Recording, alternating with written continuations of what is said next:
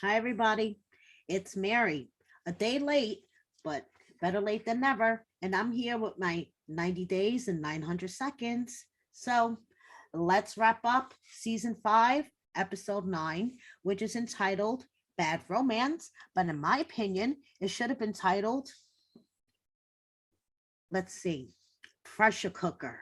Because God knows, people, things were pressure, and they were under pressure in this episode, and they are about to boil over all over the place. So let's jump right in, people. Gino and Jasmine. Now, I know we all started off the season, thinking Jasmine is on the cray cray side. And yes, she is on the cray cray side. And this episode, her cray cray side came out in full force, but it was justified.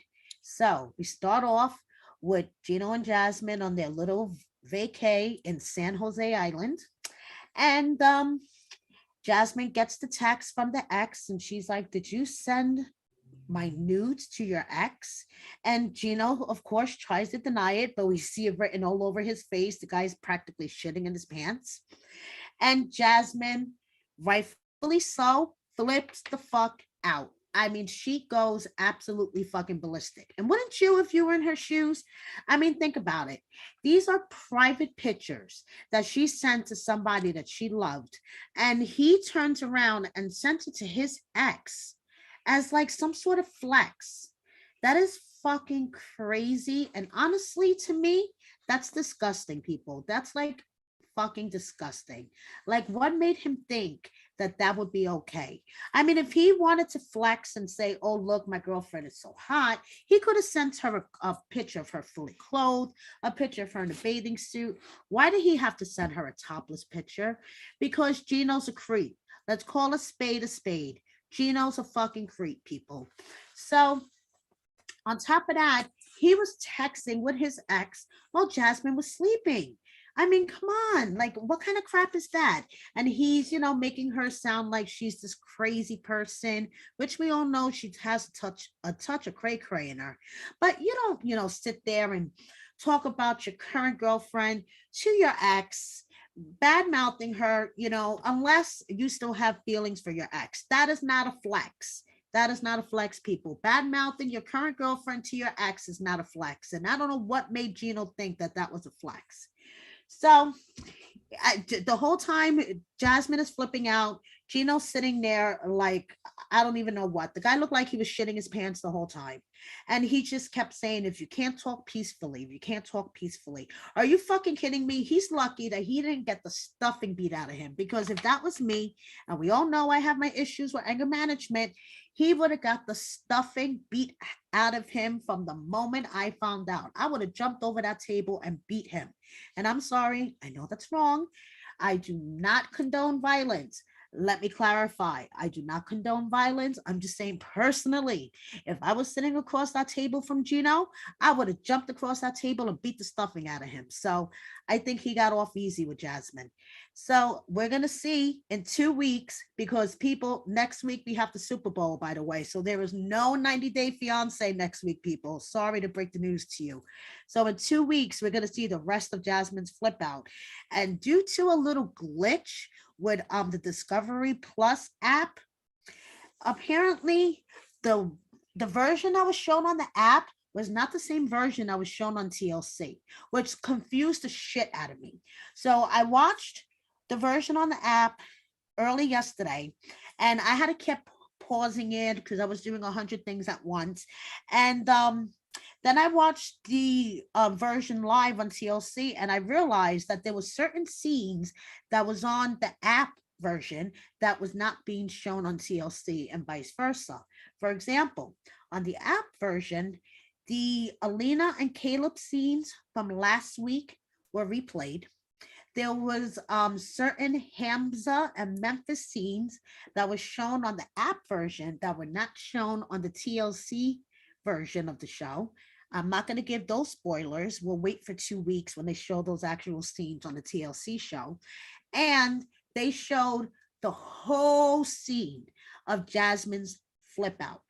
They cut it off on the TLC version that we just watched on Sunday, but on the app version, and I guess they caught their error because when I went last night to watch it again, they had the TLC version on the app. So when I watched it in the morning, they showed Jasmine's whole flip out.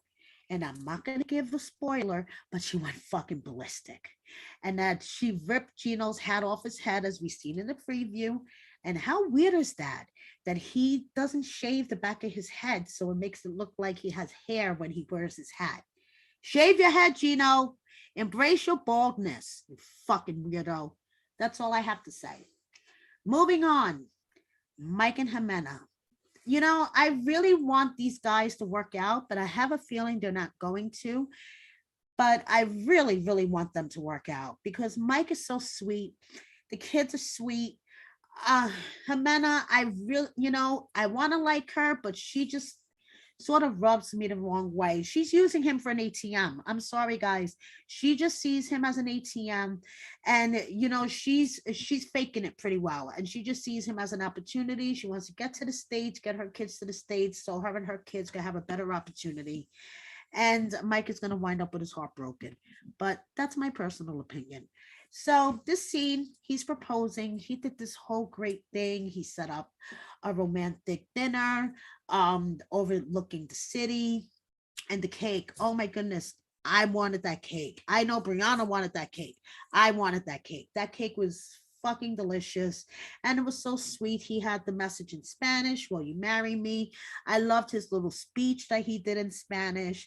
Mike puts in the effort. You got to give it to him. He's trying. He's still using a translator, but he's trying. So, of course, she accepted the proposal. Why wouldn't she accept the proposal? She'd be stupid if she didn't accept the proposal.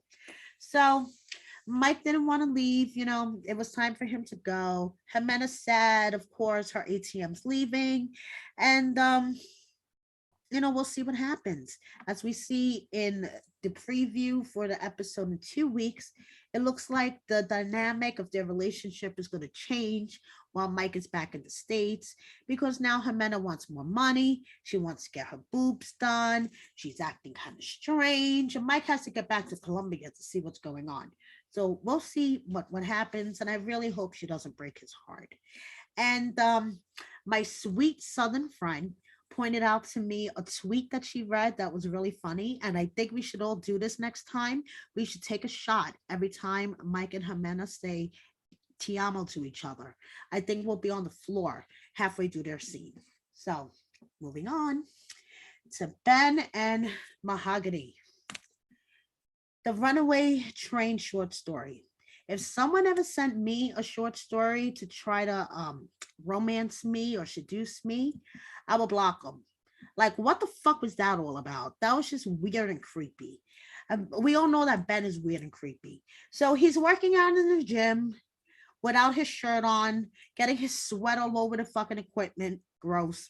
Then he calls his friend and he tells his friend, Mahogany didn't show up at the airport. His friend is like, dude, what other evidence you need that you're being catfished? And he's like, well, I'm gonna go to San Bartolo, to where she lives, and try to track her down.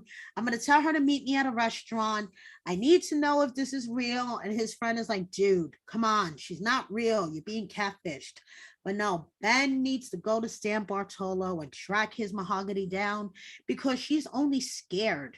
That's why she's not showing up, because she's scared. She's realizing that things are real.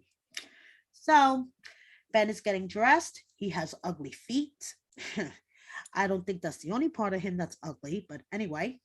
So he gets in a cab, and even the cab driver is like laughing at him. He's like, oh, I'm meeting my girlfriend, Mahogany. And even the cab driver is like, there's nobody named Mahogany in Peru, you fucking idiot. So the cab driver recommends a restaurant. He texts Mahogany to meet him at the restaurant at 8 o'clock. And he's sitting at the restaurant waiting for her. He only orders a glass of water the whole time. I'm like, you might as well order food, get a fucking drink. I mean, do something. He's just sitting there like an idiot. And honestly, I was waiting for either Caesar, David, Alana, somebody to walk into that fucking place. So we'll see next week.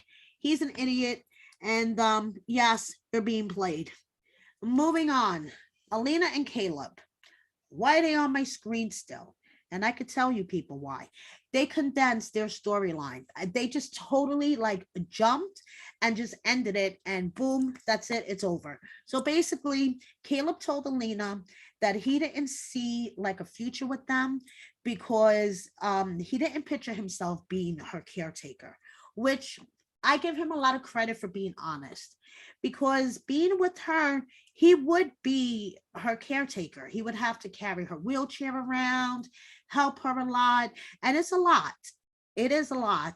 And Caleb was just being very honest with himself and with Alina. He could have bullshitted her and, said, oh, yeah, we could try to work this out. And they could have just went home. And no, he was just honest with her. So at least she knew that this, in his mind was not a fit for him.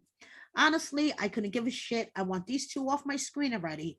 But at least, Caleb kind of showed that he was an honest guy and he's not going to sugarcoat things, because it is hard to take care of somebody that has special needs, and especially someone in a wheelchair.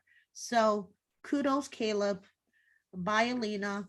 And I still bet you people that we're gonna see Caleb on Single Life season 3. I bet you guys $20. So they're both going home. They're essentially breaking up. Bye bye bye. Moving on. Hamza and Memphis. Now, there's been a lot of drama going on social media with these two. I don't really know what's going on. If you guys want to hear about it, check out my episode of Trash Talk that I just posted.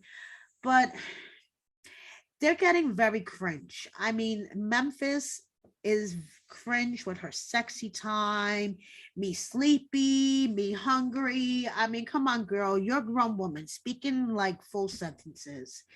And then, she's happy with the sexy time. She went into an explicit detail on how happy she was with the sexy time. And it's like, TMI, girl. Okay, we know the first time he came fast and now he satisfied you. Okay, we don't need to know details. Now, so they go out to have a meal, and Hamza's like, oh, I like fat women. Fat woman have fat boobies. Skinny woman has no boobies. So at least we know where, his mind is. So Memphis brings up the prenup. And I want to know how much money this girl has that she, felt like she had to bring up a prenup. So of course he is offended, and at first he didn't understand what it was, but you could tell that he was kind of offended, but he agreed to it. Then they're headed to the embassy, and he doesn't look happy at all. You think that they will be happy. He would be happy. They're going to the embassy to get the paperwork so they could get married. And, you could tell that he's still pissed about the prenup. He's like, I feel like she don't trust me, wanting me to sign this contract. And she is, I'm sorry, Memphis is bossy. And she talks to him like he's a child. She's very condescending in her tone. And I know part of it is the communication problems between them, and they really need Fathom, the translator, but her tone with him is very condescending. You could talk to someone, but it's all about your tone. So Hamza does not look happy in the car on the way to the embassy, and she is just like going at him.